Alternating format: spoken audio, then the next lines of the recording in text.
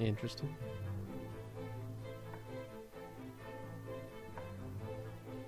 I'm learning. What are you doing? You sneaky little minx. I feel like our cold open should say how many times it took us to play the game before you edited whatever game we actually played. Yeah. Oh, what are you doing? What are you doing? I'm trying to blunder again. Come on. Oh, this is about to be so bad. This. Just commit it. Yeah, I don't have nearly as much strat this game. We'll see how this goes. Really? I feel like I have better strategy now. They locked my knights out. This weird pawn structure. This freaking straight wall. That's how you play the game, baby. Yup. Coming for it. I have a lot of moves right now. Yeah, I'm just gonna let you do that. Thank you for your donation. You know it. Is this stupid? Maybe. I'm just gonna do it. Haha! I knew it! I was hoping you'd do that. I shouldn't have done it. The fact that I asked myself if it was stupid, I should have known that that was not a good idea. It's me all across this board, man. Just you wait and see. I'm coming in for a half-decent little mate here. Are you really gonna do Mate this and to one. me? Are you really gonna do this? I know I just locked myself Mate. into... Hello, everybody. Nice to see you all back. Welcome to Critical Commentary. I'm Taylor. And I'm Trevor. We're here today to talk Queen's Gambit. Oh yeah, we're going to be talking all things chess this episode. It's going to be really interesting. No, it really will be. But make sure to like, subscribe, check the notification bell, follow us on our social media accounts because we are active on those now. And yeah, let's get started. Are you ready? Oh, I'm ready.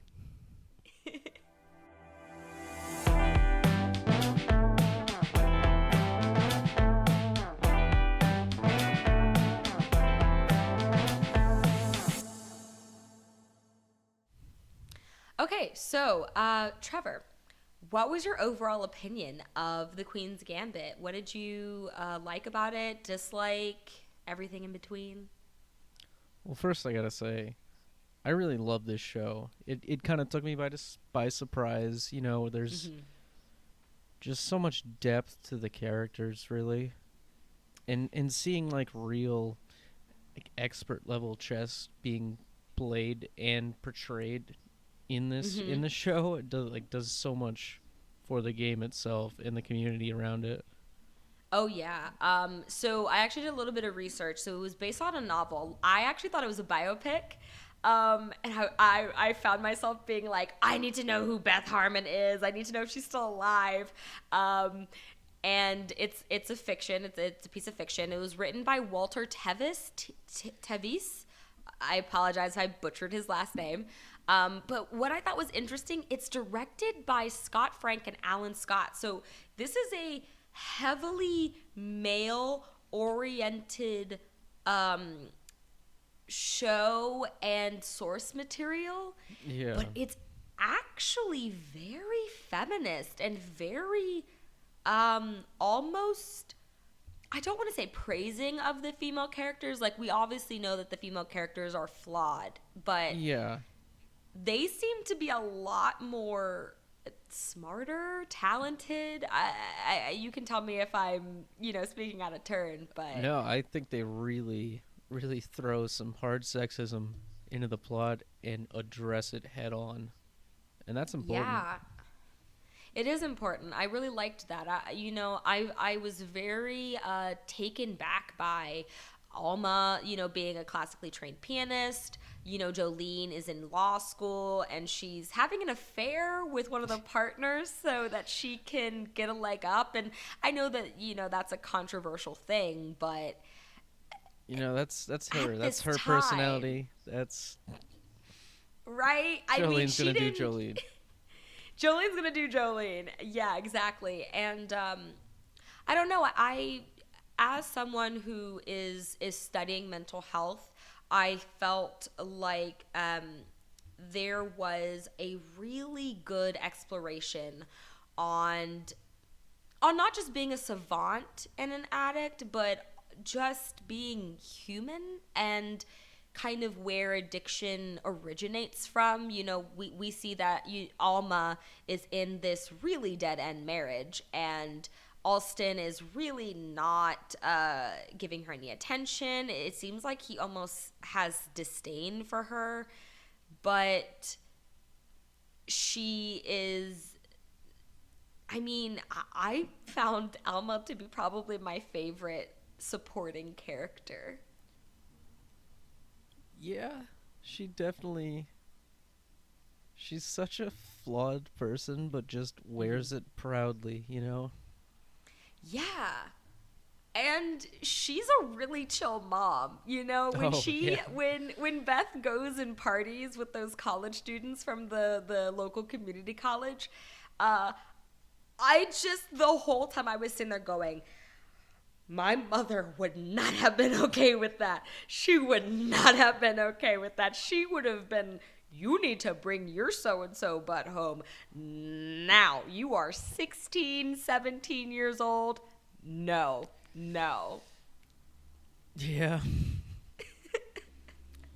But I guess she really wasn't in the best place to judge at the same time. I don't know. It's maybe somewhat a byproduct of the time, but at the same time doesn't make it right. No, and I think that is I think that's something that the production team really focused on. You know, there was this lack of judgment, but there wasn't like, they weren't condoning everything either. You know, they weren't saying, yeah, this is totally okay. They were more just saying, this is life, and things happen and people react to trauma the way that they do, and be suicide or a failed marriage or being denied a loving space because of how you look. You know, these are things that really can break down a human psyche, and I felt like they handled it in a really respectful way. Yeah, they didn't dance around it. They tackled it head on. Yeah. And that's the best way to do it. Yeah. So other than Alma, were there any standouts to you? I mean, we all know that lovely Dudley Dursley, plays Beltic, with a pretty convincing American accent, actually. Yeah. I mean, he's fairly significant. He's, he plays like an important role in shaping her throughout like the early middle of her career. She needs that kind of expert's touch, that someone closer to her level at least to actually challenge her for once, because that's been her biggest struggle throughout the years. Is like she's got visualizing and playing against people who are probably going to lose. Yeah. Oh, yeah. And I know Alma says in, I want to say it's episode 4, when they're in Mexico City, that Beth is an intuitive player. And I think that is what gets her, where it gets her, but so far. But it is a strong suit of hers. And I felt like Beltic really was like, let's focus on theory. Let's focus on technique and really do research to understand the opponent, not so much to just anticipate. Yeah, he definitely had to bring in the alternate kind of mentality, point of view, as far as the game is concerned from her. She needed that opposing experience as much as she didn't want to. Yeah. But it definitely proved to give her a much bigger advantage in the long term. Definitely. Mm-hmm. In a similar way to her playing with Benny and training with him. Yes. Benny is also, I guess, very technique heavy, but it seems like Benny was a little bit more in tune with her intuitive playing, so he understood where she was coming from. I do, now that we're kind of bringing Benny up, her relationship with the men in her life. What do you think? I know what I think. I want to know from like a man's perspective that those dynamics between like Beltic, Watts, Towns, the twins, Mr. Wheatley even, and Mr. Scheibel, her the custodian that was teaching her chess. I mean, I'd argue Scheibel is one of the most normal relationships she had throughout the series. You know, I think for a lot of it, it feels like she's just completely out of her depth as to how to approach it, how to handle it, what's healthy, what's normal, or what she should actually, or what would be best for her in any given situation. I mean, for example, just the way she handled Towns, it was really a strange situation to get stuck in where, you know, she's going up to the hotel room. She's suddenly confronted with his own sexuality through his partner appearing. Yeah, I was really shocked. I didn't know where that conversation was going, the photo shoot. And so when his partner came through the door, it was kind of, I felt like I was just as shocked as Beth. I kind of looked at Towns the same way she did. I was like, what? Okay. Especially because it seemed like he was flirting with her. You know, it seemed like he was attracted to her. And you know, bisexuality or pansexuality is normal, but it's not that he lied, but there was this sense of omission on his part that I think caught her off guard, caught me off guard. Yeah. It was definitely a well-guarded secret. Yes. I mean, at the time, it would have had to have been. Yeah, that's how you survive, really. Yeah, and I think that, you know, a lot of some of the things that does happen in this show that, you know, I guess we would be quick to critique are things that really are just a product of the time. You know, Alma being on tranquilizers and drinking alcohol, you know, that has become a trope of the housewife, you know, is someone who is on Xanax or on some sort of mood stabilizer while drinking kind of wine and being escapism. Bored. It's escapism, yeah. Stuck in a very unfulfilled existence. Yeah, exactly. So kind of a little bit of a interjection. Beth's mother, her birth mother, we don't get a lot of information on her. Yeah, it's all communicated through short flashbacks and just tense moments. Yes. And my second viewing of The Queen's Gambit, and kind of going into my third viewing, I really started to question whether or not she was crazy. I mean, I know that she pretty much commits a murder-suicide, but something about everything that leads up to that point, she seemed really sane. And to be honest with you, a lot of the things that she said were things that I was almost applauding because, you know, she talks about, you know, the only person or the happiest person in the room is the one who's okay with being alone. And men want to teach you things and they're going to want to tell you who you're supposed to be. You know, these were things that are normal now if a mother were to tell you this, but at the time were considered radical. And we know that she wrote her own book on mathematics. And so she seems very aware of reality. It doesn't seem like she's in some sort of psychosis or some sort of delirium where she is wondering what is real and what's not. She's very much aware. But I thought it was interesting that she chose to end it the way that she did. And I thought it was, I don't know, I guess what I'm trying to say is, was this an act of being crazy, or was this a point of survival? Did she feel like the only way that she could be sure that Beth didn't end up in the wrong hands was to take her with her?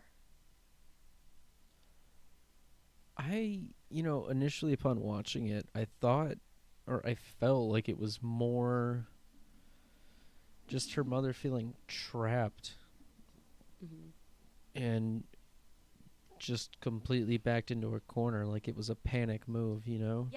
Yeah. I mean, she tried to give her back to her father. That's the beginning of the last episode, is she takes Beth to her birth father and tries to, for lack of better words, pawn her off. Oh, chess joke. Anyways, she tries to pawn her off on the father, and the father is like, it's been 5 years. I already tried this. You didn't want my help. So now you're coming to me. No. And the mother describes it as being a rounding error. And I found that to, I don't know, something about her saying it was a rounding error. It felt like it was somewhat premeditated. It was like she knew she didn't want to be here anymore, but she didn't necessarily want to take Beth with her. It was more so that she didn't have anywhere else to bring her. And so that was like a last minute resort. Yeah. I mean, nobody wants to slowly hit rock bottom and keep going in that way, but she really made a rough decision there. She did, yeah. And it's hard to criminalize her for it. At first I thought it was horrible. Second time around, I really tried to put myself in her shoes, and then the third time around, I didn't agree with the decision, but I understood the decision, and I could understand not feeling. I could understand being weary of how someone else would influence your child. I don't have kids, obviously, but if you think about it, Beth doesn't really get introduced into the habits of addiction until she's away from her. She never gets introduced to the green pills until she's in the orphanage. And then it never really becomes a part of her daily habit until she starts siphoning some of those pills from Alma, from her prescription. And she also watches Alma drinking on them. So it's really interesting how she was almost right, maybe. Like, not the decision was right, but maybe the thought that no one else could take care of her the way that she took care of her. Because it seems like the mother was very much conditioning Beth to be an independent thinker. And she maintains that, but I do think people come into her life that try to control that. Oh, yeah. There's a lot of people who just see it as an opportunity, another way to make money, another way to attach themselves to gain their own fame. Whatever it is.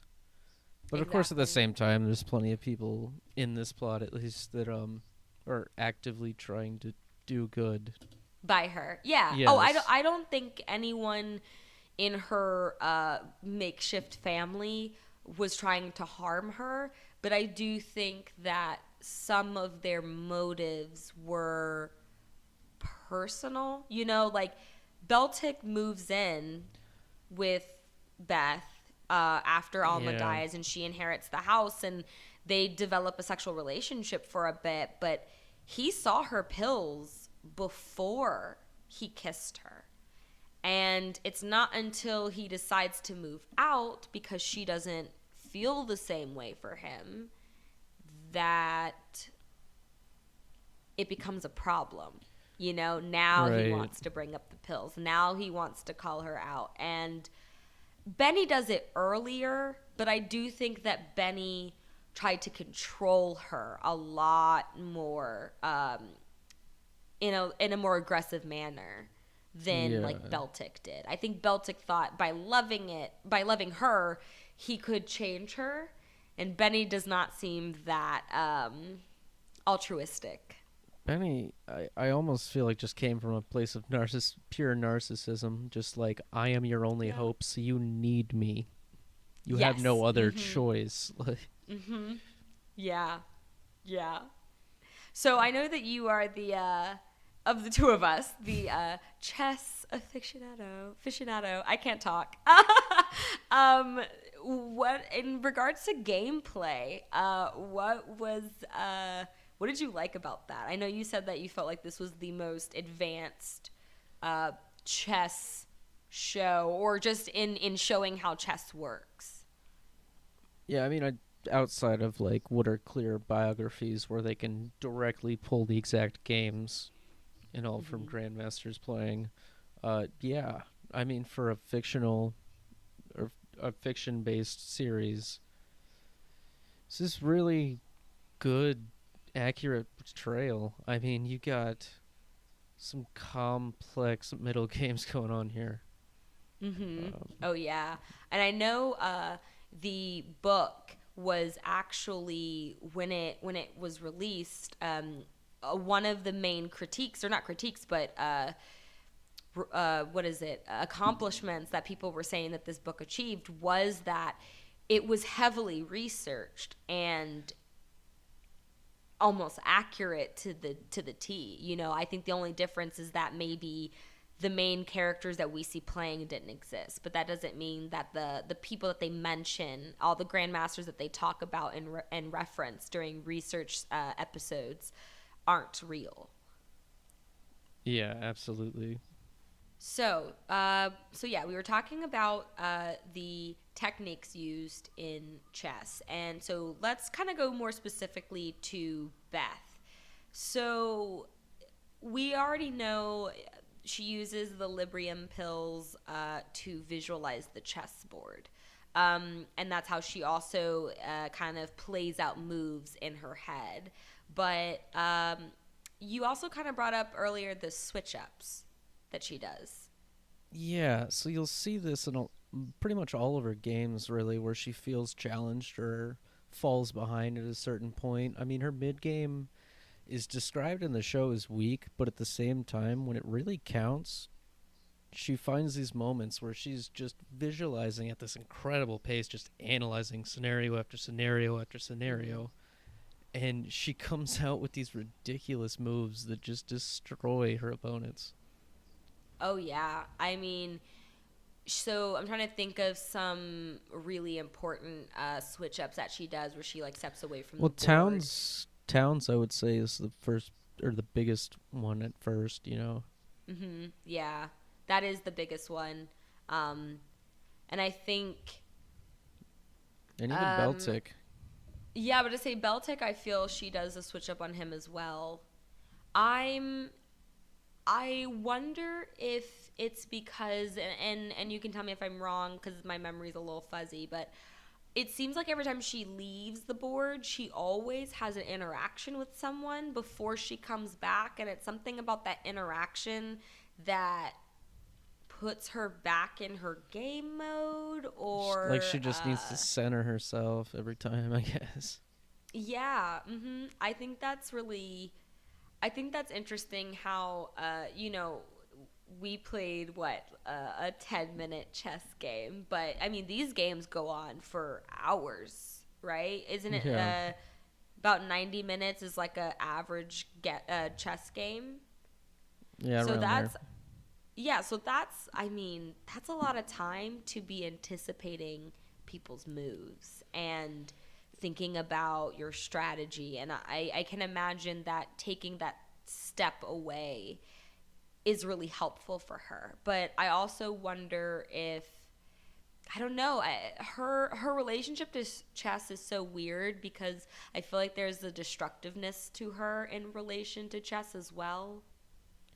Yeah, I don't know like if that's just me.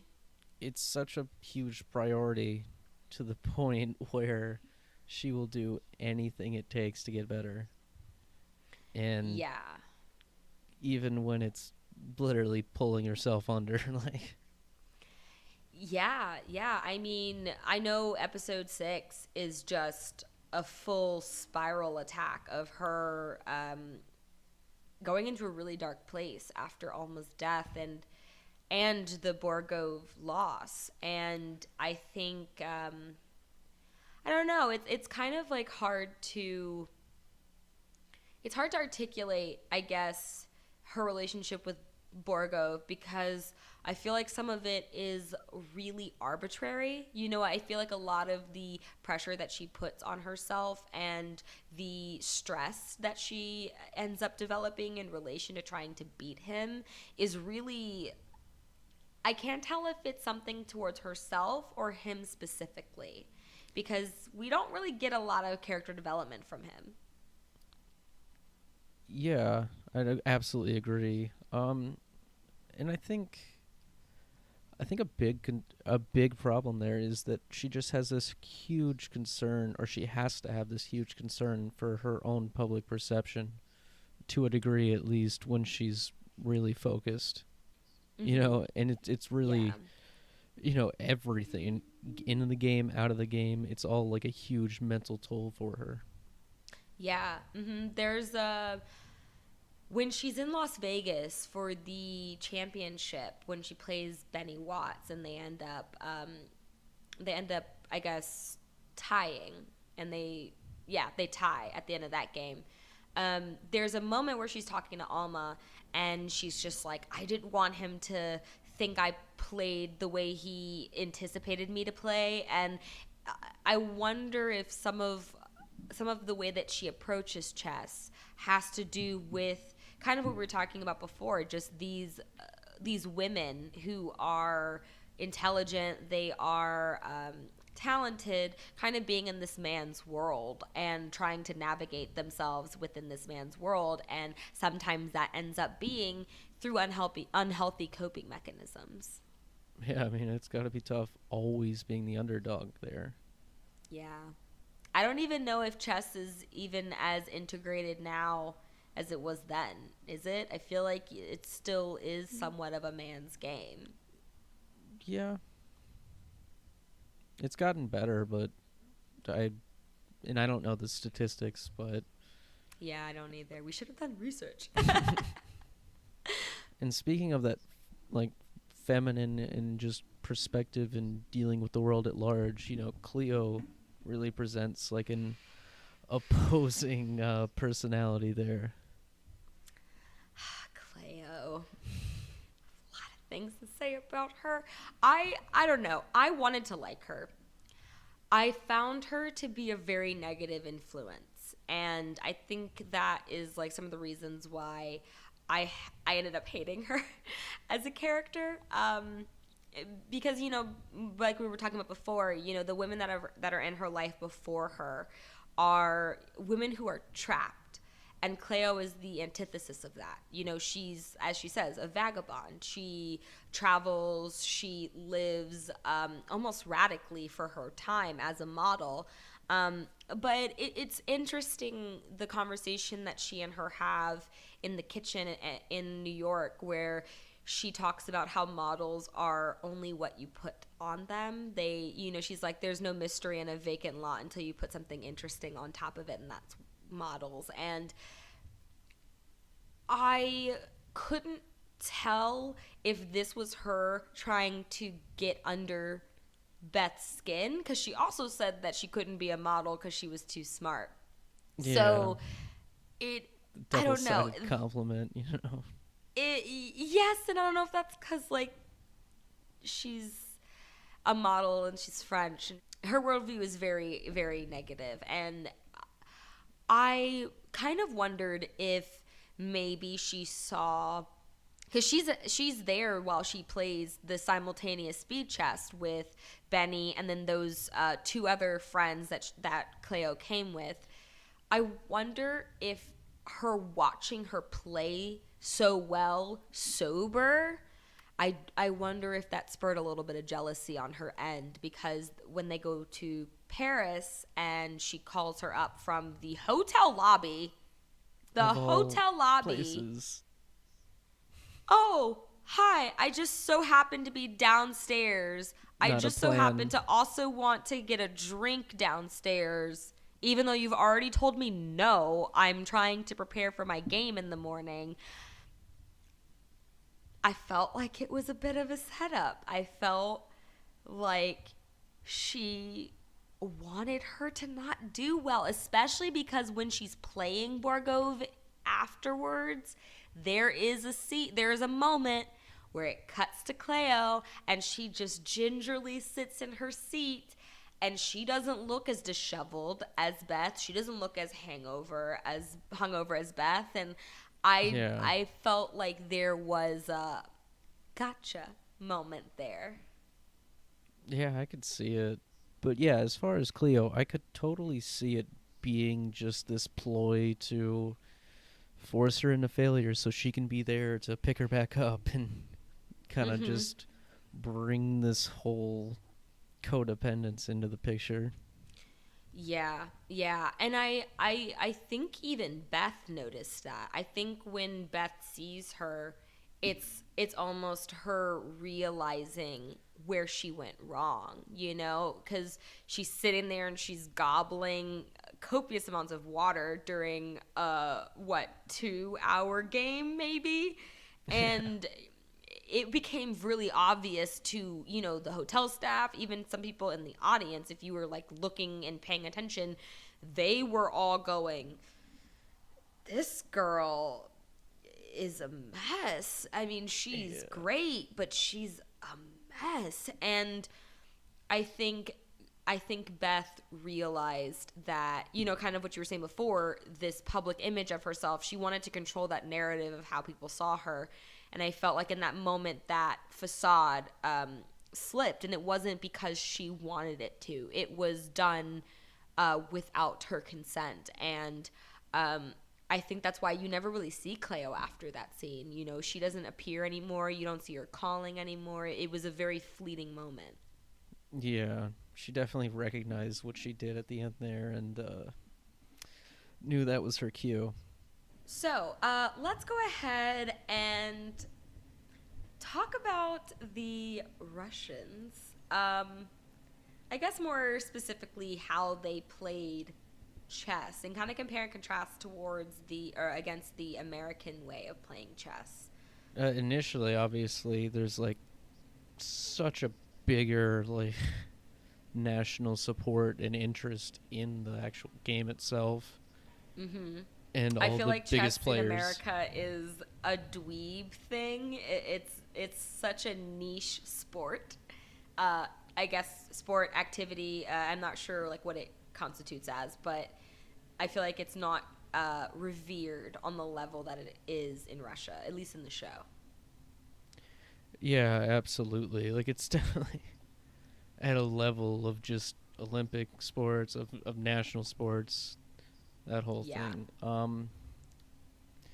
Yeah, and you'll notice with the Russians specifically, teamwork plays such a big factor. Anytime there's an adjournment, they're there behind closed doors, as Working you'll see in the together. show, just working together, figuring out different ways out. I think I'm trying to remember who says it. It was either Benny or it was Beltic, but one of them kind of makes that distinction. They say, the difference between American chess and Russian chess is that Russians play on a collectivistic mindset.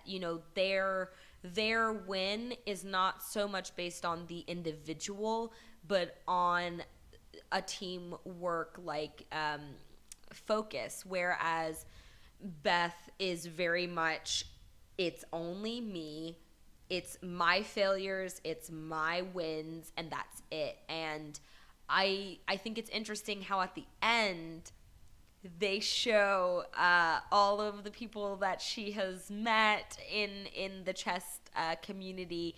They almost take on that mindset in the end and work to help her. And I want to know, as someone, I never played chess as competitively as you. So what do you think well, I mean, it's a lot. Listen, you beat me already and saw me making a lot of stupid decisions that if I was on your level of chess playing, I wouldn't have made. So I think that, or I guess I'm wondering is, how do you see that style being more beneficial than maybe how you learned or how you think Beth plays? I mean, it's definitely way more useful. I mean, just the idea of having more minds thinking about this from different perspectives, from different play styles, makes Yeah. a huge difference in your play. I mean, that's 90% of chess right there. Is how many different moves can you plan ahead? How Yeah. prepared can you be for whatever attack you have to defend, whatever opportunity that might present itself? Yeah, and I think that, with people having different minds, you and I think differently. So it's nice to see those different perspectives being used simultaneously. It's like I'm picking up maybe what you missed, and vice versa. Right. Anything else? So I know we also, I think there's also a little bit of I'm trying to think of the way of describing it. Their investment levels are a lot different than ours are, per se. What As do you think far about that? as just financially investment in the quality of the places they're playing, of the boards they're using, even stuff like that, or I guess in just their approach, I yeah, I know I'm guess trying to. they do in general play in like a do or die mentality, and Yeah. that's kind of how Beth gains so much credibility among them, is that they recognize that similar mindset, Yeah. and it shows when she's really under the wire. Oh, definitely. I know in episode 4 when she's in Mexico City and she plays Borgo for the first time, she's in the elevator and Borgo and the I can't remember if they were the KGB people or if they were the other Grand Masters that came to play at that tournament, but they're talking about her and you could tell the way that they were talking at Borgov, it was very much like she's a mess, she's an alcoholic, she when she gets flustered, she these are her tells. It was very informative on their level, but I also thought it was interesting that Borgov acknowledged that she was also a survivor and that losing was not an option for her. Yeah, he definitely saw that any kind of just complete underestimating on his part is probably going to lead to her taking serious advantage of him. Oh yeah. Definitely. um in regards to kind of the last time they play together, he hugs her at the end. Did you find that significant? Was I just reading into that? I thought that was a really big gesture on his part. I think I mean, it's definitely, it's because of how close knit and how personal chess is to him. You know, like Mm-hmm. he spent so much of his life on top from such a young age, and he's finally Yeah. getting to see and to experience what he probably dished out to other people over the years. Yeah, You I know, mean, there's a clip of him when he's really small, and I can't remember what the age was that he was at in that clip. He looks like he's not even 6, and he's playing a simultaneous, and he's just whipping all these older men. And to be honest, I kind of saw the hug as almost, I think he was waiting for her to beat him 2 games ago. I think he thought yeah, she was maybe going to beat him in the first game, but didn't necessarily hold it against her in that first one that she didn't win. But I think after the second one, I think he almost was disappointed in how yeah, poorly she played because he knew, that she was dealing with alcoholism and substance abuse. And so it was almost as if he felt in that moment, this is what I wanted, this is who I wanted to play the entire time. And now I finally met this person. I've been playing a different person up until this point. I mean, the whole point for him really was to play someone at a level as high as he's able to. Yeah. So anything short of that is just not acceptable for him. Yeah. I do have to say, it was really funny when she started actually visualizing the chessboard above him, and he's just looking at her and going, "What are you looking at?" It was... It's just I something thought that completely was unexplained throughout her career to anyone outside of herself and the audience. Yeah, well, you're right. Everybody else was also kind of looking up with her, but it was something about his reaction that I found funny. But I also think that, again, you know, kind of what we've been saying over and over in this episode is just that chess is so intimate because it's not so much about, I mean, technique is important, understanding theory, understanding gameplay is important, but what makes it so intimate is that you are learning how that person perceives reality. You know, Beth says in that interview with the Life magazine interviewer that it's a world consisting of 64 squares. And I think that when you're playing, you really are submersed into this world or immersed into this world. And I think that, you know, because it is so cerebral, it is so much what you are projecting out onto the board. I think that's what makes it so intimate because you're learning somebody in an unpracticed and like almost in an unsophisticated way. You know, it's very primal to some degree. Yeah, I mean, there is some elegance to the strategy. You can definitely notice like just a beautiful play being executed that just completely blindsides someone. You know, stuff like that. Yeah, but it's a battle of the wits, and I think that it's a really nice way to learn about who someone is because like when you and I were playing and I was saying I'm better on defense. I'm not an offensive player. And I think that's just who I am as a person. I don't see myself as someone who outwardly goes and attacks, but I have developed a sense of making sure that I keep people at a certain distance, and that's how I play. And so I feel like maybe that was kind of where his last reaction to her was just kind of she was letting him in a very vulnerable and intimate thing, and to them that was chess. Right. Yeah, I would absolutely agree with that point. Yeah, you really summed it up well. Oh, thank you. So she finally wins against Borgov. Third time's the charm. Yeah, apparently.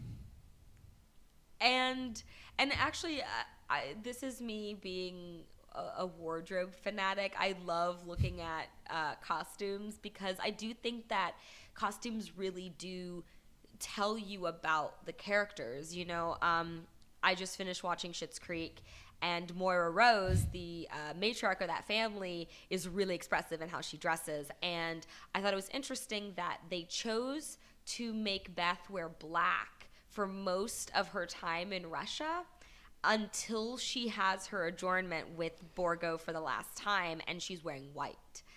And going into the last scene where she walks in the park by herself, and she ends up meeting all of the older men who are so cute, just playing chess together. I thought it was interesting that she was wearing white. I felt like it was a color of rebirth. I felt like it was a color of not necessarily purity. I know that that's like what it's normally associated with, but nothing else, clarity. Well, yeah, clarity. Yeah, like there's no more fogginess. There's no more convoluted aspects in her life. Like she knows who she is. She knows where she's going, and I mean, that scene in general was amazing, but I did have to note that I thought that the change in her outfits were very significant. But so the last scene, what did you like about it, other than the cute little old men? Yeah, I mean, it's nice to see. It's kind of crazy to think of like anybody just in general being that kind of famous. Just instant attention for chess I mean, in yeah, I particular. think part of it had to do with her gender, but I think that the the acclaim that they give her in that last moment, and then that man who motions to the seat. I thought it was very I thought it was interesting, and I don't know if maybe the black and white thing had to do with also being no longer afraid to play white and to be on the offense, because I believe she plays white with Borgov in the last game that they play together, right? Yes. So it's just, I don't know, I thought it was interesting that she, he kind of motioned to her, and all the men are shaking her hand, and they're giving her the respect as if she was not a woman. Yeah, just a person who is amazingly talented at what they do. Exactly. Yeah. I loved that. So, if you had to rate the show, what would you give it? I mean, I know we haven't really established a rating system, but why not? Um, I think I'd have to put this at least an 8.5 out of 10. Why an 8.5? What about it did you feel falter enough to not give it anything higher? There was okay. So the mid-season, there are points where it feels like it drags on. I know it's filler that needs to be there for the plot. You have to watch this long struggle in order for the payoff to be so good when she finally beats Borgov in Russia. Mm-hmm. So there's just so many seeds there, and I don't know. The mother's death was pretty rough as far as the show gets. Yeah. Mm-hmm. It's weird though, because the mother's death actually happens and I'm looking. Yeah, so it happens during middle game, right? Which is episode 4. Mexico City, yes. In Mexico City. Yeah, so it's actually at the midpoint of the show or the series, and I can understand that. I think maybe I would grade it a little bit higher. I think I would maybe say I would give it a solid 9. Mostly because I wish Jolene had a bigger role. I'm going to put that out there. I wish she had a bigger role. I'm so mad that I'm glad that she came back in the last episode, but I was like, where were you? You should have been here a long time ago. You should have gone to Paris with her, because Cleo wouldn't have happened if Jolene had been there. Jolene would have read her real fast and would have immediately shut down the destruction that happened with that night. And other than that, I mean, I don't want to say that I had gripes or problems in regards to how they treated substance abuse. I feel like this has become a really annoying Hollywood stereotype of creating these savants who are equally just as destructive as they are inspirational. And a part of me really didn't like how they intertwined her addiction so early on, because we see that as early as the first 30 minutes of episode 1. And I just didn't like that, but at the same time I understood that it was supposed to be giving her character development. I just kind of wished that it hadn't really been I wondered just like what would have happened if she just didn't have it. I don't want to necessarily say like it's not a good selling point to put in substance abuse. It does give you, or someone who maybe doesn't understand substance abuse, a really good understanding if it's handled well. And I think it was handled well. I just questioned its necessity. Right. Yeah, because so much of this series kind of just centers around trauma and just the dark sides of everything. Yeah, You yeah. know, Oh, that's the true. I mean, I know in episode 6, Adjournment, there's a scene where she meets the leader of the apple pie sorority. Margaret, I think was her name. And well, she meets her twice in the same store, but at 2 different times. And the Yeah. first time she meets her, she's got her baby, and she's telling her about how she got married to the guy that she was dating in high school, and how they have this baby. And Beth glances down and sees that Margaret has or she has like a liquor bag with a bunch of bottles of wine in there, and Margaret just kind of uses that as like a cute little segue to get out of the conversation. But they see each other again later, and there's no conversation. It's just a eye contact moment. And this is during the time where Beth is spiraling. And it's interesting that she wasn't hiding the bag this time. You notice that Margaret had the bag in her hand, and she looks at Beth, and she just keeps walking. And then Beth grabs her own bag and walks out the store kind of drunkenly. And I felt that this was, again, kind of going back to that feminine mystique, you know, that problem with the no name. But also, I felt like the director and maybe even the screenwriter, they wanted us to know that happiness had nothing to do with the direction in which you chose to move in your life. You know, Beth has no kids. She's not married. She's got her own home that it's hers in her name. And she has a amazing career to become an international grandmaster. And she's not happy. And Margaret is doing the more traditional thing. You know, she's got the husband, she's got the white picket fence, and she's not happy. And I understand that trauma is a large part of the human experience, and I felt like they tackled it in a way that didn't demean them for responding to the trauma the way that they did. It was, again, kind of more of, this is just the facts of life. All right, guys. Thanks for tuning in to check out our whole discussion on Queen's Gambit.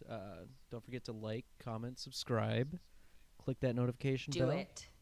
Do it now. Do it right now. Like it. Subscribe it. Oh, and Share it with your follow friends. us on social. Yes, share. We have an Instagram. We have a Twitter.